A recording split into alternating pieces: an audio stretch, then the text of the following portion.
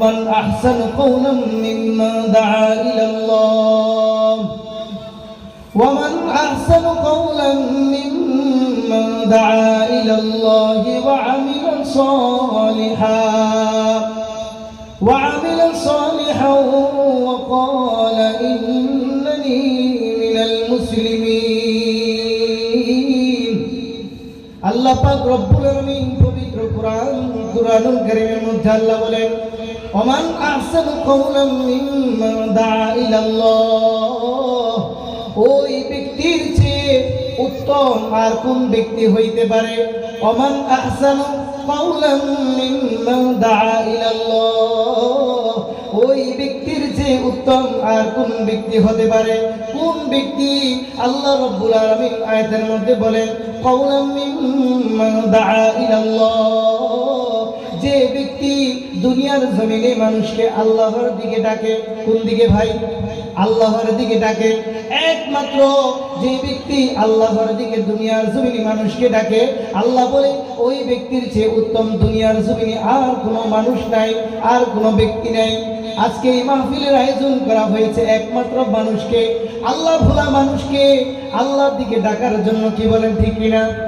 একমাত্র আল্লাহ ভোলা মানুষকে যারা আল্লাহকে ভুলে গিয়েছে যারা মসজিদে আসে না নামাজ পড়ে না হালাল খায় না হারাম রুজি রোজগার করে সুদ খায় ঘুষ খায় মানুষকে গালিগালাজ করে মানুষের সাথে খারাপ ব্যবহার করে ওই সমস্ত ভুল পথের মানুষকে সঠিক পথে আনার জন্য আজকের এই মাহফিলের ইন্তজাম করা হয়েছে আল্লাহ রাব্বুল আলামিন কোরআনের মধ্যে বলেন ওই ব্যক্তির চেয়ে উত্তম আর কোন ব্যক্তি হতে পারে যে মানুষকে একমাত্র আল্লাহর দিকে ডাকে কওলাম মিম্মান দাআ ইলাল্লাহ যে ব্যক্তি মানুষকে আল্লাহর দিকে ডাকে আল্লাহ রাব্বুল আলামিন আয়াতের উপর অংশে বলেন ওমান আহসানু কওলাম মিম্মান দাআ ইলাল্লাহি ওয়া আমিলা সলিহা শুধু মানুষকে আল্লাহর দিকে ডাকে না তারপরে নিজেও নেক আমল করে কি করে ভাই নিজেও নেক আমল করে আমি একজন মানুষকে আসরের আজান হয়ে গেছে আমি তাকে বললাম মসজিদে আসো নামাজ পড়ার জন্য অথচ আমি নামাজ পড়ি না আমি অন্যদিকে চলে গেলাম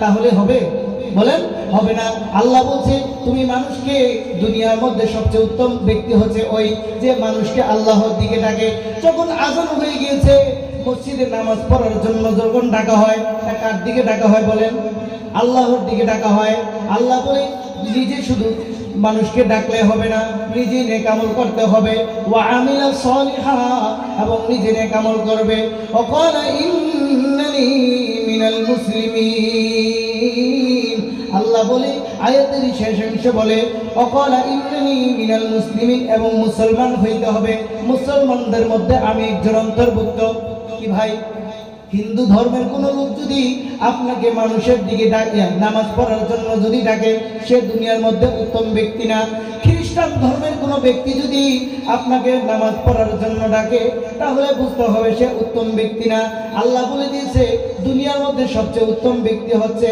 যে নিজে নেক যে মানুষকে আল্লাহর দিকে ডাকে ও আমিলা সলিহা এবং নিজে নেক আমল করে ওয়াকালা ইন্নানি মিনাল মুসলিমিন এবং বলে আমি মুসলমানদের মধ্যে হতে একজন আসসালামু আলাইকুম ওয়া রাহমাতুল্লাহি ওয়া বারাকাতুহু আলহামদুলিল্লাহিল্লাযী খালাকাল ইনসান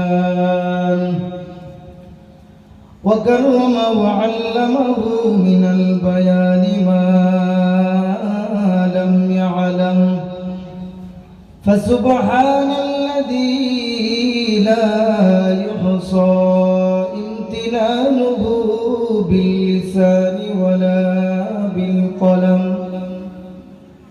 ونشهد أن لا إله إلا الله وحده لا شريك له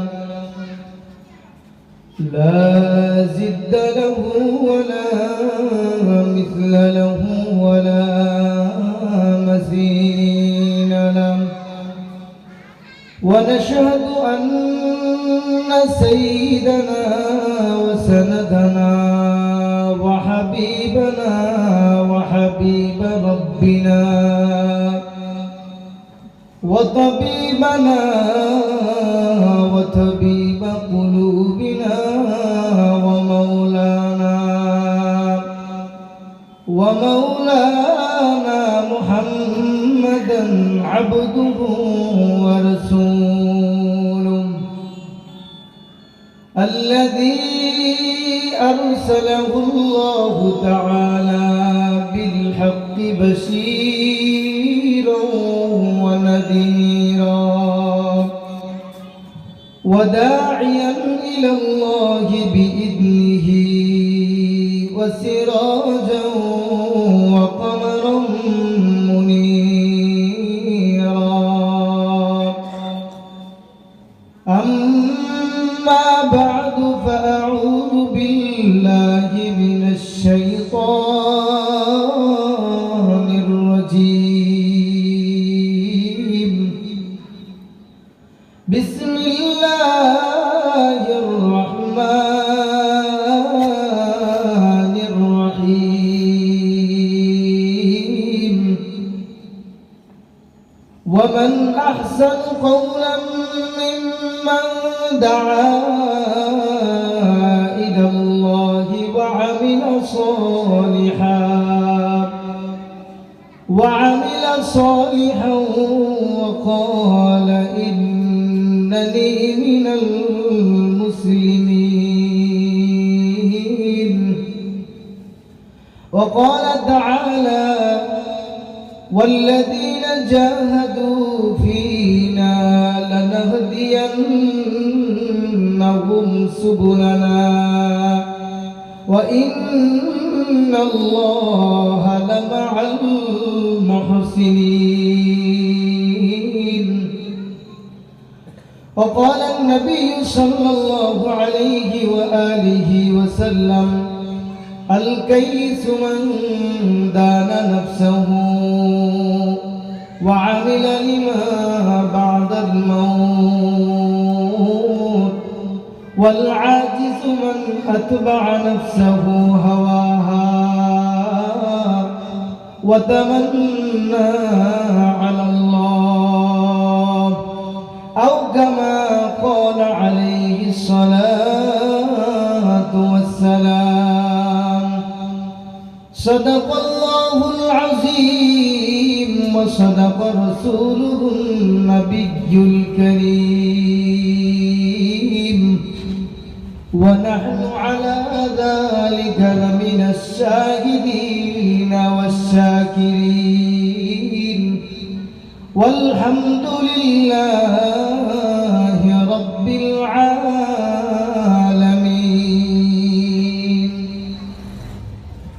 محمد ने आकर कुफ्र को मिटाया कुफ्र को मिटाकर सदाकत बताया कुफ्र को मिटाकर सदाकत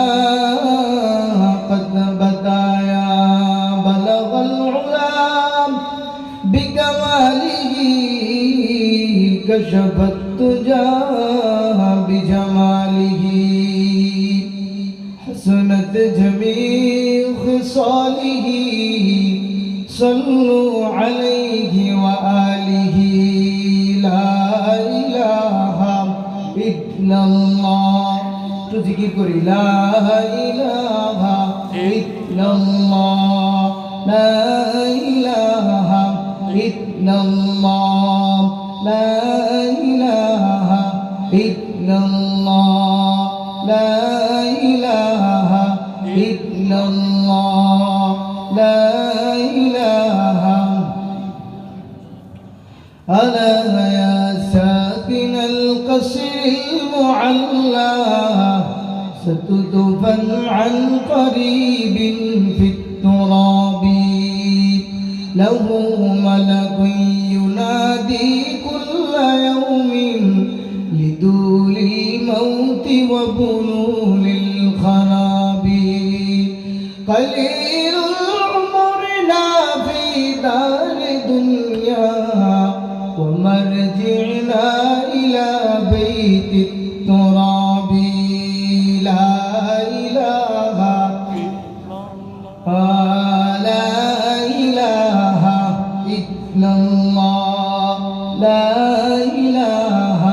ইল্লাল্লাহ লা ইলাহা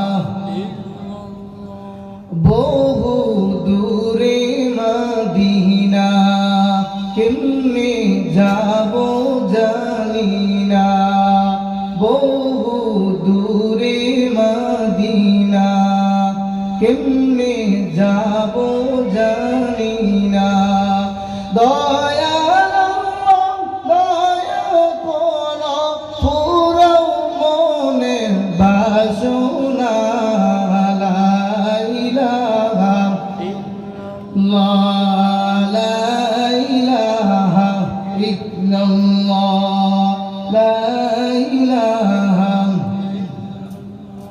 এই গালে মামন বেজারা কাজে লাগবে মরণ বেলা এই গালে মামন বেজারা কাজে লাগবে মরণ বেলা এই গালে রোশনীতে কবর হবে উজালা লা ইলাহা ইল্লাল্লাহ লা ইলাহা ইল্লাল্লাহ লা ইলাহা ইল্লাল্লাহ লা ইলাহা ইল্লাল্লাহ মুহাম্মাদুর রাসূলুল্লাহ সাল্লাল্লাহু আলাইহি ওয়াসাল্লাম سبحانك لا علم لنا إلا ما علمتنا إنك أنت العليم الحكيم कौनैन के मुख्तार खुदा तुमको बनाया कौनैन के मुख्तार खुदा तुमको बनाया उम्मत की निगाहबान खुदा तुमको बनाया उम्मत की निगाहबान खुदा तुमको बनाया या रब मेरी आँखों में समा जाए मदीना या रब मेरी आँखों में समा जाए मदीना मुद्दत से मेरा दिल में तमन्ना है मदीना मुद्दत से मेरा दिल में तमन्ना है मदीना तलवार पकड़ हो के निकल मैदान आसीर तलवार पकड़ हो के निकल मैदान आसीर दुश्मन के मुकाबिल तू लगा नारे तकबीर दुश्मन के मुकाबिल तू लगा नारे तकबीर तू मर्द मुसलमान हो तू मर्द मुसलमान तू मर्द मुसलमान हो तू मर्द मुसलमान एक हाथ में तलवार एक हाथ में कुरान एक हाथ में तलवार एक हाथ में कुरान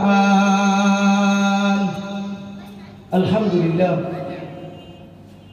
मुआज़्ज़ज़ मुकर्रम জাতির মাতার মুকুট আরাসাতুল আম্বিয়া হযরত উলামায়ে কেরাম দূর দূরান্ত থেকে আগত আল্লাহ পাকের আশিকিন জাকিরিন শাকিরিন মুহিব্বিন মুরব্বিয়ান নিজাম কলিজার টুকরা আমার সমবয়সী যুবক বন্ধুগণ স্নেহের ছোট ভাই পদ্মার আড়ালে অবস্থানরত শ্রদ্ধেয় সম্মানিতা মা ও বোনেরা সৃষ্টির স্রষ্টা দয়াময় রব্বুল আলামিনের দরবারে লাখ কোটি শুকর ও সুজুদ যে মহান রব্বুল আলামিন আমাকে আপনাকে দুনিয়ার বিভিন্ন ফিতনা ফাসাদ থেকে মুক্ত করে ফারেক করে কঠিন এক মুহূর্তে কঠিন এক পরিস্থিতিতে আল্লাহ রব্বুল আলামিন দুনিয়ার সবচেয়ে উত্তম জায়গা সবচেয়ে ভালো জায়গা এই বেহেশতের বাগান জান্নাতের বাগান এই জান্নাতের বাগানে আসার এবং বসার এবং আমাকে দুটি কথা কুরআন ও হাদিস থেকে বলবার এবং আপনাদেরকে শুনবার মতো তৌফিক দান করেছেন এই জন্য আমরা সেই মহান মালিকের দরবারে অন্তরের অন্তঃস্থল থেকে কালিমাতুশ শুকর আদায় করি আলহামদুলিল্লাহ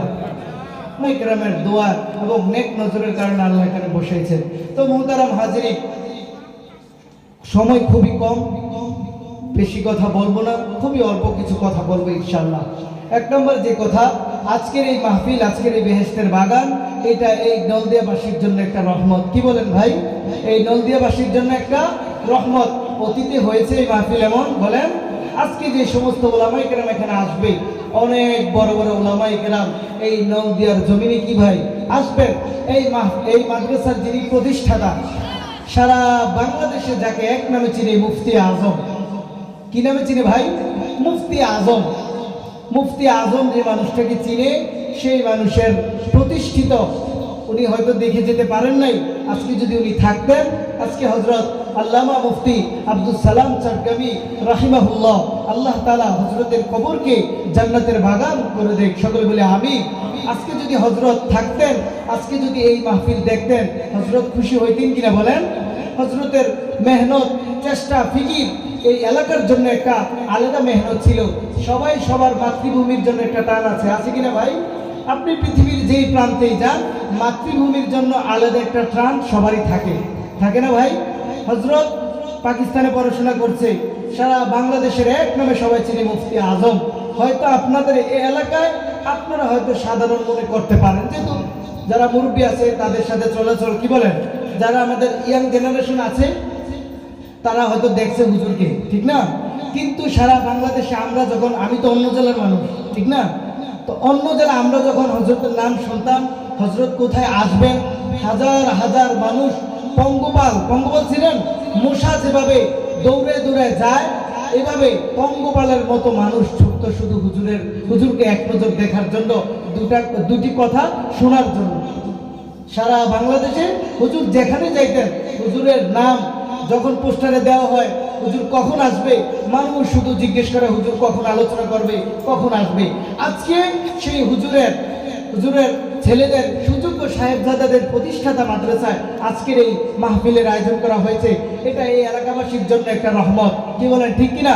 আমি আপনাদেরকে অনুরোধ করব, আজকে সারা বছর তো আপনারা কাজ করেন, বিভিন্ন জমিনে কাজ করেন, বিভিন্ন চাকরি বাকরি সমস্ত কাজ করেন, অন্তত একদিন আল্লাহর জন্য আজকের এই দিনটাকে, পুরা দিনও না, এই বিকালের সময়টা থেকে রাত পর্যন্ত সমস্ত কাজকে একমাত্র আল্লাহর জন্য, আল্লাহর দিকে তাকাইয়া, রাসূলের দিকে তাকাইয়া সমস্ত কাজকে আপনি পিছনে ফেলাইয়া মাহফিলের মধ্যে চলে আসেন। ভাই আমার, এই মাহফিল প্রতিদিন এখানে হবে না, হবে ভাই? এই ইন্তজাম করার জন্য খরচ হয়েছে কিনা? লক্ষ টাকা খরচ হয়ে গেছে অলরেডি। কি হয়েছে ভাই? যারা এই যে এতদিন মিছিল মিটিং করতেছিলেন তারা জানে যে লক্ষ টাকা কি হয়েছে, খরচ হয়ে গেছে শুধু একদিনের একটা বেলা ইন্তজাম করার জন্য। তো এগুলো কার জন্য করা হয়েছে বলেন? এই এলাকায় যারা থাকবে, দুটি কথা ওলামায়ে কেরামদের কাছ থেকে শুনবে সরাসরি, এই এলাকাবাসী যারা কবরবাসী হয়ে গেছে তাদের জন্য মাগফিরাতের দোয়া করবে, এখান থেকে কোরআন তেলাওয়াত হবে, রাসূলের শানে দুরূদ পড়া হবে, আল্লাহ রাসূলের শানে আলোচনা করা হবে। এগুলো শোনার জন্য আজকের এই ইন্তজাম। নাকি দুনিয়ার অন্য কোনো স্বার্থ আছে বলেন? অন্য কোনো স্বার্থ নাই, একমাত্র আল্লাহ রাসূলকে খুশি করার জন্য এই আলোচনা। এই জন্য আমি সমস্ত আমাদের পুরুষ ভাই এবং যুবক ভাইদেরকে বলবো, মাহফিলে চলে আসেন এবং মাহফিলের কার্যক্রম অলরেডি কি ভাই শুরু হয়ে গেছে।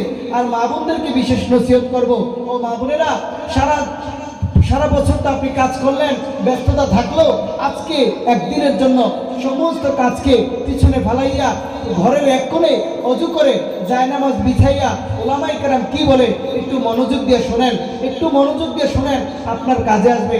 আপনার দুনিয়া তো কাজে লাগবে, আখিরাত তো কি ভাই কাজে লাগবে। আল্লাহ তাআলা আমাদের ভাই এবং বোনদেরকে আমাদের আজকের এই মাহফিলের আলোচনাগুলো মনোযোগ দিয়ে শোনার তৌফিক দান করে। সকলে বলে আমিন। মুহতারাম হাজিরিন, আমি আপনাদের সামনে পবিত্র কোরআনুল কারীম থেকে যে আয়াত কারিমা তেলাওয়াত করেছি, আল্লাহ রাব্বুল আলামিন ওই আয়াতের মধ্যে বলেন, ওমান আহসানু কওলাম মিম্মান দাআ ইলাল্লাহ, ওমান আহসানু কওলাম মিম্মান দাআ ইলাল্লাহি ওয়া আমিলা সালিহান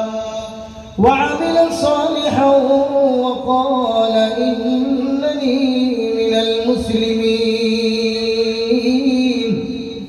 আল্লাহ পাক রব্বুল আলামিন পবিত্র কোরআনুল কারীমের মধ্যে আল্লাহ বলেন, ওমান আহসানু কওলাম মিম্মান দাআ ইলাল্লাহ, ওই ব্যক্তির চেয়ে উত্তম উত্তম আর কোন ব্যক্তি হইতে পারে? ওমান আহসানু কাওলাম মিম্মান দাআ ইলাল্লাহ, ওই ব্যক্তির যে উত্তম আর কোন ব্যক্তি হতে পারে? কোন ব্যক্তি? আল্লাহ রাব্বুল আলামিন আয়াতের মধ্যে বলেন কাওলাম মিম্মান দাআ ইলাল্লাহ, যে ব্যক্তি দুনিয়ার জমিনে মানুষকে আল্লাহর দিকে ডাকে। কোন দিকে ভাই? আল্লাহর দিকে ডাকে। একমাত্র যে ব্যক্তি আল্লাহর দিকে দুনিয়ার জমিনে মানুষকে ডাকে, আল্লাহ বলে ওই ব্যক্তির চেয়ে উত্তম দুনিয়ার জমিনে আর কোনো মানুষ নাই, আর কোনো ব্যক্তি নাই। আজকে এই মাহফিলের আয়োজন করা হয়েছে একমাত্র মানুষকে, আল্লাহ ভোলা মানুষকে আল্লাহর দিকে ডাকার জন্য। কি বলেন, ঠিক কিনা? একমাত্র আল্লাহ ভোলা মানুষকে, যারা আল্লাহকে ভুলে গিয়েছে, যারা মসজিদে আসে না, নামাজ পড়ে না, হালাল খায় না, হারাম রুজি রোজগার করে, সুদ খায়, ঘুষ খায়, মানুষকে গালিগালাজ করে, মানুষের সাথে খারাপ ব্যবহার করে, ওই সমস্ত ভুল পথের মানুষকে সঠিক পথে আনার জন্য আজকের এই মাহফিলের ইন্তজাম করা হয়েছে। আল্লাহ রাব্বুল আলামিন কোরআনের মধ্যে বলেন ওই ব্যক্তির চেয়ে উত্তম আর কোন ব্যক্তি হতে পারে? যে মানুষকে একমাত্র আল্লাহর দিকে ডাকে, কাওলাম মিম্মান দাআ ইলাল্লাহ, যে ব্যক্তি মানুষকে আল্লাহর দিকে ডাকে। আল্লাহ রাব্বুল আলামিন আয়াতের উপর অংশে বলেন ওমান আহসানু কাওলাম মিম্মান দাআ ইলাল্লাহি ওয়া আমিলা সালিহা, শুধু মানুষকে আল্লাহর দিকে ডাকে না, তারপরে নিজেও নেক আমল করে। কি করে ভাই? নিজেও নেক আমল করে। আমি একজন মানুষকে, আসরের আজান হয়ে গেছে, আমি তাকে বললাম মসজিদে আসো নামাজ পড়ার জন্য, অথচ আমি নামাজ পড়ি না, আমি অন্যদিকে চলে গেলাম, তাহলে হবে? বলেন, হবে না। আল্লাহ বলছে তুমি মানুষকে, দুনিয়ার মধ্যে সবচেয়ে উত্তম ব্যক্তি হচ্ছে ওই যে মানুষকে আল্লাহর দিকে ডাকে। যখন আজান হয়ে গিয়েছে, মসজিদে নামাজ পড়ার জন্য যখন ডাকা হয়, কার দিকে ডাকা হয় বলেন? আল্লাহর দিকে ডাকা হয়। আল্লাহ বলে নিজে শুধু মানুষকে ডাকলে হবে না, নিজে নেক আমল করতে হবে। ওয়া আমিলা সালিহা, এবং নিজে নেক আমল করবে। ওয়াকালা ইন্নানি মিনাল মুসলিমিন, আল্লাহ বলে আয়াতের শেষ অংশে বলে ওয়াকালা ইন্নানি মিনাল মুসলিমিন, এবং মুসলমান হইতে হবে, মুসলমানদের মধ্যে আমি একজন অন্তর্ভুক্ত। কি ভাই? হিন্দু ধর্মের কোনো লোক যদি আপনাকে মানুষের দিকে ডাকে, নামাজ পড়ার জন্য যদি ডাকে, সে দুনিয়ার মধ্যে উত্তম ব্যক্তি না। খ্রিস্টান ধর্মের কোনো ব্যক্তি যদি আপনাকে নামাজ পড়ার জন্য ডাকে, তাহলে বুঝতে হবে সে উত্তম ব্যক্তি না। আল্লাহ বলে দিয়েছে দুনিয়ার মধ্যে সবচেয়ে উত্তম ব্যক্তি হচ্ছে যে নিজে নেক, যে মানুষকে আল্লাহর দিকে ডাকে, ও আমিলা সালিহা, এবং নিজে নেক আমল করে। ওয়াকালা ইন্নানি মিনাল মুসলিমিন, এবং বলে আমি মুসলমানদের মধ্যে হতে একজন। কি বলে ভাই? নিজে বলে আমি মুসলমানদের মধ্যে হতে কি একজন। এখন একজন হিন্দু লোক যদি ডাকে, হবে? সে আল্লাহর আয়াতের তর্জমা অনুযায়ী এটা হচ্ছে, আয়াতের তর্জমা আল্লাহ বলছে ওয়াকালা ইন্নানি মিনাল মুসলিমিন, এবং আমি মুসলমানদের মধ্যে হতে কি ভাই একজন। অথচ সে তো মুসলমান না, সে কালিমা পড়ছে। হিন্দু ধর্মের লোক কালিমা পড়ছে, সে তো কালিমা পড়ে নাই। সে অতএব এই আয়াতের মধ্যে সে যদি কোনো মুসলিমকে নামাজের জন্য ডাকে, হিন্দু ধর্মের কোনো লোক, তাহলে সে এই উত্তম মানুষের কাতারে দুনিয়ার মধ্যে হবে না। হবে বলেন? এই জন্য আল্লাহ বলছে যে নিজে মানুষকে আল্লাহর দিকে ডাকতে হবে, এবং নিজে কি ভাই নেক আমল করতে হবে। কয়টা কথা? তিনটা কথা। এক নম্বরে নিজে মানুষকে আল্লাহর দিকে ডাকবে এবং নিজে নেক আমল করবে, এবং ওয়াকালা ইন্নানি মিনাল মুসলিমিন, এবং মুসলমানদের মধ্যে হতে কি একজন হতে হবে। মুহতারাম হাজিরিন, আজকে আমাদের সমাজের যে অবস্থা, চারদিকে যে অবস্থা, গুনার ছড়াছড়ি চারদিকে, কোনো বাজারে যাওয়া যায় না, বাজারে বিভিন্ন এদিক সেদিক যাওয়া যায় না, চারদিকে শুধু গুনার গুনাহ, গুনার গুনাহ। কি বলেন, ঠিক না? আজকে আমাদের এমন অবস্থা হয়েছে, কখন জানি কিয়ামত চলে আসে আমরা নিজেরাও জানি না। এমন এমন ঘটনা আজকে পৃথিবীতে হচ্ছে, যে ঘটনাগুলোর দিকে যদি তাকানো হয়, তাহলে নিশ্চিত করে বলা যায় আগামীতে অতি তাড়াতাড়ি কিয়ামত চলে আসবে। আল্লাহ রাব্বুল আলামিন কোরআনের মধ্যে বলেন 5টা জিনিসের এলেন আমি আল্লাহ রাব্বুল আলামিন কাউকে দুনিয়ার জমিনে দেই নাই, এমনকি নবী রাসূল কাউকে দেই নাই। কয়টা জিনিসের এলেন ভাই? 5টা জিনিসের এলেন আল্লাহ রাসূল, আল্লাহ পাক রব্বুল আলামিন দুনিয়ার কাউকে দেন নাই। এক নম্বর আল্লাহ বলে ইন্নাল্লাহা ইনদাহু ইলমুস সাআহ, ইন্নাল্লাহা ইনদাহু ইলমুস সাআহ, وينزل الغيث ويعلم ما في الأرحام وما تدري نفس ماذا تكسب غدا وما تدري نفس بأي أرض تموت আল্লাহ পাক রব্বুল আলামিন দুনিয়া জমিনে মানুষকে অনেক জ্ঞান দান করেছে, অনেক বুদ্ধি দান করেছে, অনেক অনেক সিস্টেম মানুষকে দান করেছে, কিন্তু আমার আল্লাহ রব্বুল আলামিন পাঁচটা জিনিসের এলেম আমার আল্লাহর কাছে রেখে দিয়েছে। কয়টা জিনিসের এলেম? এক নম্বরে আল্লাহ রব্বুল আলামিন বলেন ইন্নাল্লাহা ইনদাহু ইলমুস সাআ, আমি আল্লাহ রব্বুল আলামিন কিয়ামত কবে হবে, কখন হবে, এটার এলেম একমাত্র আমি আল্লাহর কাছে, দুনিয়ার কোনো মানুষ জানে না, কোনো নবী রাসূল জানে না, কোনো নবী রাসূল নির্দিষ্ট করে কেউ বলতে পারে নাই। একমাত্র কিয়ামতের এলেম একমাত্র আমি আল্লাহর কাছে রেখে দিয়েছি। আল্লাহ রব্বুল আলামিন দুই নম্বরে যে জ্ঞান মানুষকে দান করে নাই সেটা হচ্ছে ওয়ায়ুনাজ্জিলুল গায়সা, বৃষ্টি কখন হবে এটা কেউ জানে না। জানেন কেউ জানে না। তিন নম্বরে আল্লাহ রব্বুল আলামিন বলেন ওয়ায়ালামু মা ফিল আরহাম, মায়ের রহমের মধ্যে কি আছে কেউ জানে না। এর অর্থ হচ্ছে আমাদের মায়েদের পেটে যখন আমরা আসছি তখন পেটে কোন সন্তান আছে এটা কেউ জানে না। এখন আপনি বলবেন বর্তমান যে আধুনিক জগৎ আলট্রাসাউন্ড নামক একটা কি সিস্টেম আছে না ভাই, আলট্রাসাউন্ডের মাধ্যমে বোঝা যায় না, কিন্তু মুফাসসিরিনে কেরাম বলেন এখানে আল্লাহ রাব্বুল আলামিন এটা বুঝায় নাই, আল্লাহ রাব্বুল আলামিন এটা বুঝাইছে এই সন্তান দুনিয়াতে আইসা ইসলামের উপরে থাকবে নাকি ইসলাম থেকে সরে যাবে, কোরআন হাদিস থেকে মানবে নাকি কোরআন হাদিস থেকে সরে যাবে। আল্লাহ রাব্বুল আলামিন এখানে এটাই কি বুঝানোর উদ্দেশ্য। তিন নম্বরে আল্লাহ রাব্বুল আলামিন বলেন ওয়ায়ালামু মা ফিল আরহাম, মায়ের রহমের মধ্যে কি আছে এটা দুনিয়ার জমিনে কেউ জানে না। চার নম্বরে আল্লাহ রাব্বুল আলামিন বলেন ওমা তাদরি নাফসুম মাযা তাকসিবু গাদান, আল্লাহ রাব্বুল আলামিন বলেন বান্দা আজকে তুমি এখানে আলোচনা করতেছ, কালকে এমন সময় তুমি কোথায় থাকবা তুমি কিন্তু জানো না। আজকে আপনারা এখানে বসে এত সুন্দর কোরআন ও হাদিস থেকে আলোচনা শুনতেছেন, কালকে এমন সময় কোথায় থাকবেন কেউ জানে? বলেন কেউ জানে না। এমনও হতে পারে আজকে আমি এখানে এত সুন্দর শানদার স্টেজে বসে আছি, কালকে ওই অন্ধকার কবরের মধ্যে আমার থাকতে হবে। কি বলেন? আমরা কেউ জানি কালকে আগামী দিন আমি কোথায় থাকবো?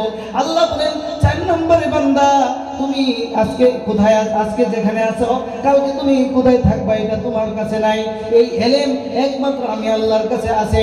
পাঁচ নম্বরে আল্লাহ বলে ওমা তাদরি নাফসুম মাযা তাকসিবু গাদা ওমা তাদরি নাফসুম বিআইয়ি আরদিন তামুত, বান্দা তোমার মৃত্যু কবে হবে কোথায় হবে বান্দা দুনিয়ার জমিনে কোনো মানুষ জানে না।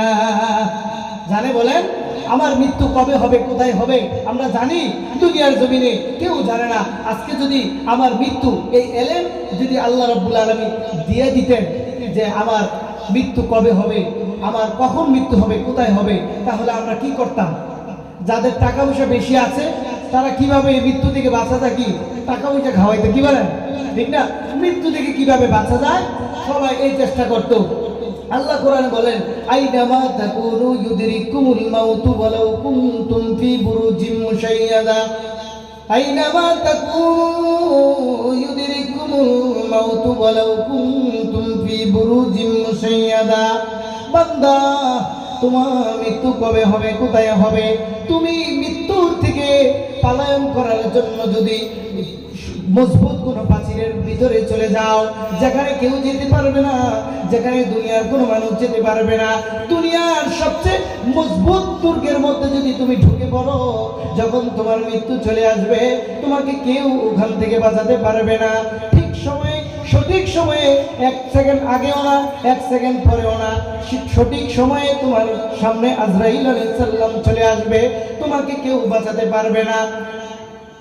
পাঁচটা জিনিসের এলে আল্লাহ রাব্বুল আলামিন কি করেছেন ভাই দুনিয়ার জমিনে কাউকে দেন নাই। মুহতারাম হাজিরিন, আমি আপনাদের সামনে যে হাদিসে কারিমা তেলাওয়াত করেছিলাম, হাদিসের মধ্যে রাসূল বলেন ইগতানিম খামসান ক্বাবলা খামসিন শাবাবাকা ক্বাবলা হারামিকা, ইগতানিম খামসান ক্বাবলা খামসিন শাবাবাকা ক্বাবলা হারামিকা, وصيحتك قبل سقمك وغناك قبل فقرك وفراغك قبل شغلك وحياتك قبل موتك আল্লাহ হাবিব সাল্লাল্লাহু আলাইহি ওয়াসাল্লাম বলেন, হে দুনিয়ার উম্মত, দুনিয়ার জমিনে পাঁচটা জিনিস তোমার আসার পূর্বে তুমি পাঁচটা জিনিসের মূল্যায়ন করো। কয়টা জিনিস ভাই? পাঁচটা জিনিস আসার পূর্বে পাঁচটা জিনিসের মূল্যায়ন করো। আল্লাহর হাবিব সাল্লাল্লাহু আলাইহি ওয়াসাল্লাম আমাদের নবী আমাদের ভালোর জন্য বলে গিয়েছেন, পাঁচটা জিনিস আসার পূর্বে পাঁচটা জিনিসের মূল্যায়ন করার জন্য বলেছে। এক নম্বরে আল্লাহর নবী বলে, ইগতানিম খামসান ক্বাবলা খামসিন শাবাবাকা ক্বাবলা হারামিকা। আল্লাহর নবী বলে, যুবক, আজকে তুমি যুবক বয়সে আছো, আজকে তোমার 20 বছর 30 বছরের জিন্দেগি, একদিন তোমার বয়স 70 হবে, 80 হয়ে যাবে, একদিন তোমার বয়স 90 হয়ে যাবে, তুমি বৃদ্ধ হয়ে যাবা। আজকে যুবক, কালকে তুমি বৃদ্ধ হয়ে যাবা। আল্লাহর নবী বলে, যুবক, তুমি যখন যুবক বয়সে আছো, তোমার এই যুবক বয়সকে বার্ধক্য আসার পূর্বে তুমি তোমার এই সময়কে কাজে লাগাও, এই সময়কে মূল্যায়ন করো। যুবক বয়সে তুমি যদি চাও সারা রাত দাঁড়াইয়া নফল নামাজ পড়তে পারবা, তাহাজ্জুদ যদি পড়ার ইচ্ছা করো তাহাজ্জুদ পড়তে পারবা, 5 ওয়াক্ত নামাজ পড়ার সঠিক সময় 5 ওয়াক্ত নামাজ পড়ার ইচ্ছা করলে পড়তে পারবা, রমজান মাসের 30টা রোজা রাখার ইচ্ছা করলে 30টা রোজা রাখতে পারবা। এভাবে দুনিয়ার মধ্যে যত ভালো কাজ আছে যুবক তুমি করতে পারবা। কিন্তু যখন তোমার বয়স বার্ধক্যের মধ্যে চলে আসবে, 70-80 বছর বয়স হয়ে যাবে, তখন তুমি 5 ওয়াক্ত নামাজও সঠিক সময়ে পড়তে পারবা না, রাতে তার নফল নামাজ দাঁড়াইয়া পড়তে পারবা না, তাহাজ্জুদ যদি মন চায় তারপরে পড়তে পারবা না, দাঁড়াইয়া নামাজ পড়তে পারবা না। এই জন্য আল্লাহর নবী বলে, যুবক, যখন তুমি যুবক বয়সে তোমার আছে, যুবক বয়স যখন চলতেছে, 20 বছর 30 বছর জিন্দেগি, 25 বছরের জিন্দেগি, তখন তোমার এই সময়কে বার্ধক্য আসার পূর্বে তুমি তোমার সময়কে কাজে